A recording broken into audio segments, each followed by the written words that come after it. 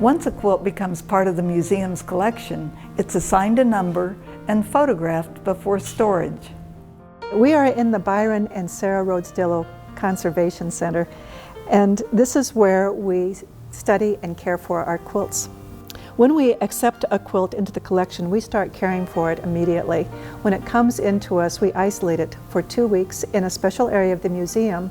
This allows us to see that the quilt did not bring any insects in with it that might infect the rest of our collection.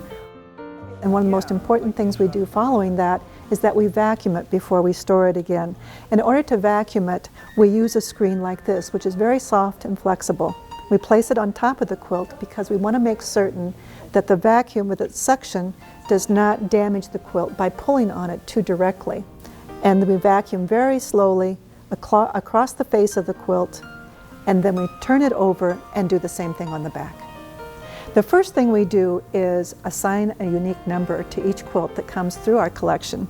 For instance, every quilt will be assigned the first 4 digits, which will be the year that the item came into our collection.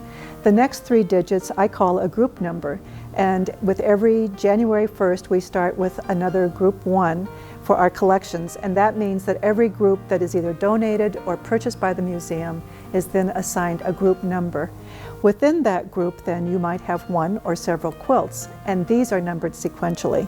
So in the end we add this number to a twill tape label. This is 100% cotton, it's non-bleached, it has no sizing in it.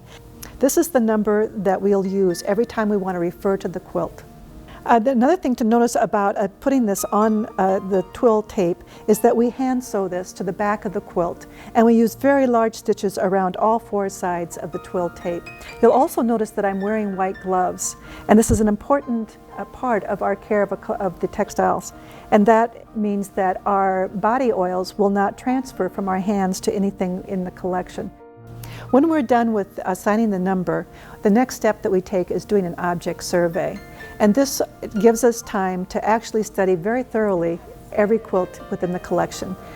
Within the object survey, we're going to be determining the length and the width of the quilt. We'll notice whether it's handmade or machine-made or possibly both.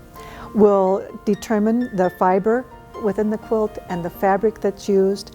We'll want to know if there's any inscriptions on the quilt.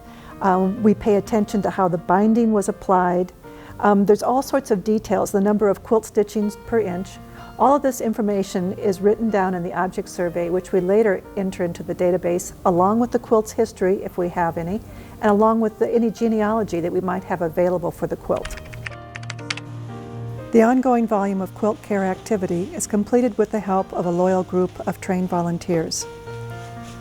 We carefully fold each quilt and cushion the folds with tissue rolls to prevent creases from forming. Each quilt is refolded periodically along different lines in order to prevent the stress caused by permanent lines and creases. If a textile is left folded along the same lines indefinitely, creases will become permanent. These lines may then be the first to show wear and be susceptible to tearing. In this area, there are 9 movable units which slide along tracks, creating one open aisle at a time.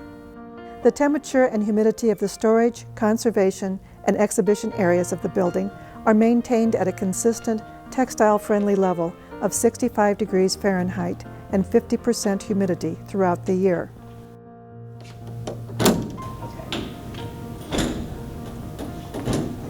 Flat tray units allow storage of particularly fragile or heavily embellished quilts.